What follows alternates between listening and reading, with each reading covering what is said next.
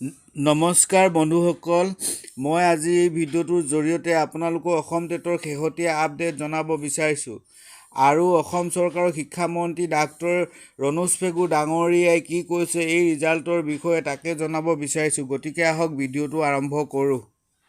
বন্ধুসকল, বৰ্তমান অসমৰ 2,70,000 অসম টেট পৰীক্ষা 2021 বৰ্ষত অৱতীৰ্ণ হোৱা কেণ্ডিডেট আছে। সকলোৱে এতিয়া ৰিজাল্টৰ আশাত অধীৰ আগ্ৰহেৰে বাট চাই আছে। অসম চৰকাৰৰ শিক্ষামন্ত্ৰীয়ে জনাইছে অতি শীঘ্ৰে টেটৰ ফলাফল ঘোষণা কৰিব। এতিয়ালৈকে কোনো ধৰণৰ নটিচ চৰকাৰৰ ফালৰ পৰা দিয়া হোৱা নাই।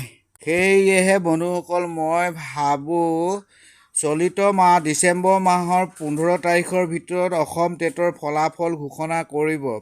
বন্ধুসকল, ভিডিঅ'টো চাই কেনে পালে? যদি ভাল পাইছে তেন্তে লাইক, শ্বেয়াৰ আৰু ছাবস্ক্ৰাইব কৰিব। আৰু লগতে অল অপশ্যন বাটনত ক্লিক কৰি থ'ব যাতে মই ভিডিঅ' আপডেট দিয়াৰ লগে লগে আপোনালোকে পায়। ভিডিঅ'টো চোৱাৰ বাবে ধন্যবাদ।